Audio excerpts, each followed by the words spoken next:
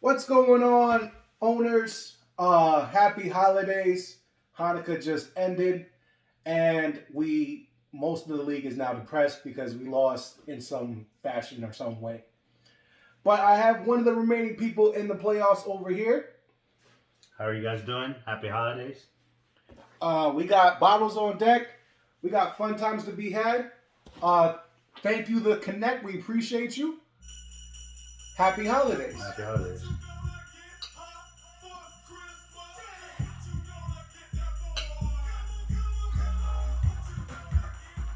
Only way to start off a recap is with a toast. Happy holidays. So let's get into this, right? We need to talk about the closest game. Sorry. He even brings up bad memories for me. Closest game so far in the playoffs goes to Galladay in versus the Adams family. Final score: Adams family 124.76 to Galladay in 124.62. I'm sorry, Peter. I am sorry. I have never seen such malarkey in my life that Sahai was able to beat Peter. But let's get into the facts of what actually happened. So we're going to start off with me, the Adams family. Phillip Rivers scored a whopping 17.76. Devontae Adams came through clutch with his average on the season for 25 points. That's by my Sanders, 24.50. Tyler Lockett, I'm sorry for cursing, guys, but he shit the bed for me today. He scored 10.20 points. Taylor, I did that little cough because he had the best game of the year for me, scoring 30.50 points. I'm going to skip the next player that I was going to talk about, Jordan Reed. Now, mind you guys, if you guys paid attention to me, I am the number one seed. Soak it in. I'm sorry, soak it in. To Ray. But long story short, I have problems with tight ends. The last four weeks, they scored 0 points, and Reed scored a whopping 3.30. Keenan Allen scored 20 points for me. Gano scored 1 point, and New England defense, which I don't know why I played them, scored 4 points. So it started off hot for Peter with Cam Akers putting up an astonishing 21 points on Thursday night. And then, who did not perform? Because all rights, Peter should have won this game. I was scared, Peter. Very. Sunday night, Pittsburgh Steelers versus the Buffalo Bills. And of course, Chase Claypool, the man that's been scoring crazy numbers, gives Peter 4.5. Yep. Horrendous. Yep. Peter, if I was you, I'd write an angry letter to fucking Chase Claypool and be like, yo, get your shit together. Because this is uncalled for. Yep. But that's the way, these games kind of really go. We apologize. Things do happen, but Sahai moves on. And then Peter would just look for next year. It's all good because a bunch of us went down too. You won one in the past. So let's go over to the biggest blowout of the year. The Shaun of the Dead putting up 106.98 to the Lamartians putting up 204 points. He came to play. He wasn't playing no games. He said, you know what? Regular season's over. It's time to show out. Now, I've been watching you, Lamartians. You've been doing well, my good friend. Doing well is an understatement. I'll take Sebastian's because I just want to see who underperformed for him. Calvin Ridley did show up. Tannehill did not. Robert Woods did not. Dalvin Cook gave him 19. Deebo Samuels with .90. Will Lutz with 3.0. I understand, Sebastian. You were very highly coveted. You had done a lot of movements, a lot of transactions with people. But you know what? This happens in fantasy, but not this 204. So, hi, tell me what happened with the 204. Well, the Martians, you have Lamar Jackson, who scored 34 points, basically 35 points. You had Stephon Diggs, who scored another 29 points. A.J. Brown came through clutch with basically his league average of 24 points. Austin Eckler, 23.60. Wayne Gallman, who's been balling the last couple weeks at 10.30. Travis Kelce, who is the number one tight end, I must say, right, Tarek? Yes, for sure. He scored 27 points, and you know who the bad man throwing the football to him is. You had, what's his name? Mike Davis. Mike Davis scoring 26.30 points. Jason Myers scoring 11 points, and Chicago defense scoring 17 points. An all-out gangbusters for the Martians. I'm sorry, I'm going to curse again, Teray. You beat Sebastian's ass. Well done. Well done. Well done. You're playing me next week. If you get past this week. So, let's do the Brady Bunch versus Gridiron Goombas. Very high-scoring game. Definitely put up the points. The Brady Bunch put up 137.02. But those Gridiron Goombas, 158.62. Katrina, I feel for you. You know why? Because you worked all year. You had good picks. You had great drafting.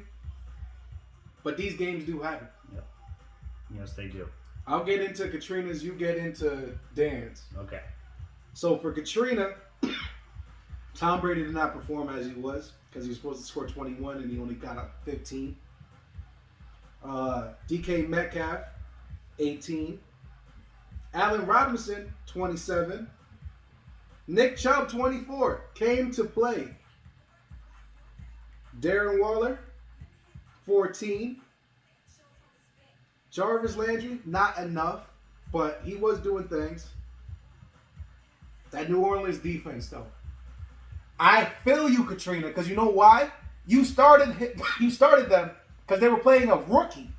And that would usually mean heavy turnovers, a lot of points for you, and like an astonishing 20 points on the defensive side. But 2 points, not enough. You're upside. Katrina, before I start, I think the defense is the reason why you lost, honestly. To tell you the truth. So, Gridiron Goombas, good job, I must say. You have Patrick Mahomes, who was having an MVP season.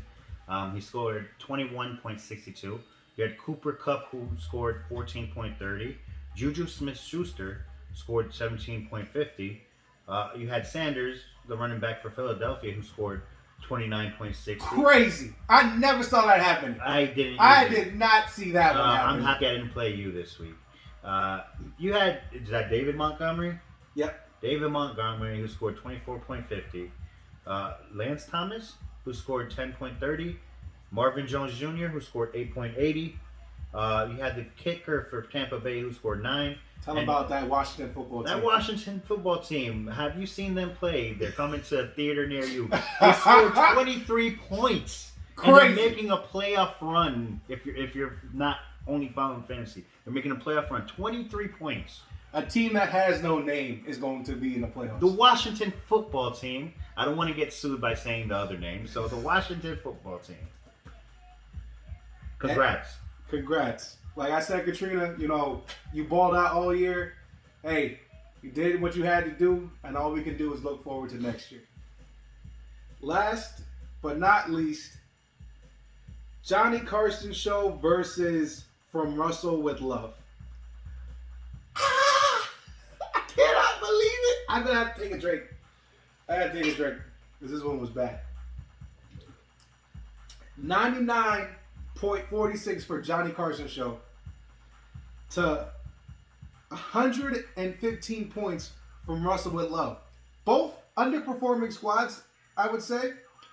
But the fact that I lost by 15, it stings. And I'll get into the numbers. So, while I was looking back at the game and I was watching intensely,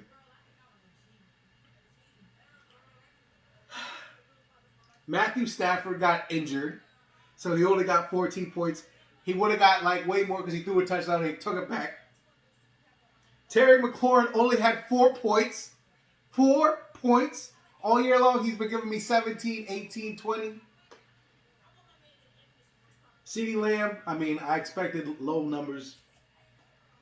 Chris Carson put up 18. I respected it. Alvin Kamara, 22. Nothing wrong with that. The Noah Fant is the one I have the biggest issue with. This guy, I didn't hear nothing on the reports. I didn't hear nothing about him being sick. And then game time, he plays like 2 snaps and he's like, yo, I got a stomach bug. I can't play no more. Sorry, coach, I'm out. Straight trash. Horrible. If I was the GM, I would cut him and send him to the XFL. Josh Jacobs, 10 points. Pathetic. Mason Crosby with 9 and Seattle with 12. They played the New York Jets. You got this one. And I'm not going to take away from it. Angelo, you got the W. But damn it if I'm not mad. But go ahead, Sahai. It's up to you, man. So from Russell with Love, he scored 115.94 points. He had that bad man, Stephen A. Smith, Russell Wilson, who scored 23.14 points. He might be the rookie of the year, Justin Jefferson, who scored 9.90. Adam Thielen, he scored 6.90. Derrick Henry might be the best running back in the league. Scored 36.20 points. Crazy. 200 yards rushing. 36.20 points. He should go 1, 2, or 3 next year. I don't know why he didn't this year, but we had Ronald Jones, who scored 15.40, who's actually on the COVID-19 protocol this week. Is that Dallas Goedert, who scored 8.30? Mm-hmm. Cole Beasley scored 9.10. The kicker, who's been having the most phenomenal year, Young Ho Koo, who scored 6 points. Still one of the greatest names ever. Young Ho Koo. So basically, New York Giants scored 1 point. Thank you. And he still won the game. So, Ray, there's always next year. Garbage. Stinky. Horrible. On my part. Trash. But, looking forward to this coming week, we have the Addams Family versus the Martians. It's already Saturday, so the game's already going on. That's great to hear for fantasy football purposes, something to watch. And then you got From Russell with Love going against the Gridiron Goombas. We should call this the Credit Bowl. Whoever wins this gets the credit card. Well, I don't think it works like that, but you know what I'm saying. Anyway, ladies and gentlemen, it has been super, super fun this year. A lot of smack talk going back and forth. A lot of unseen heroes coming out of the woodworks. And there's a 1 seed. There's a... What are we talking about? 6 seed here? There's a 1 seed, 6 seed. Oh, let me. A lot of seeds that we didn't see that were gonna go. There's a 1, 7, 6, and 4. So like, anything's possible in fantasy. Good luck, guys. Remaining factors, and it's been a great year. Again, toast. Like always, to one of the best fantasy football leagues ever. Try to make it happen. Belts on the way, trophies on the way, and Rob, do not forget, you will have a picture of the one who wins this whole darn thing. So, later, guys.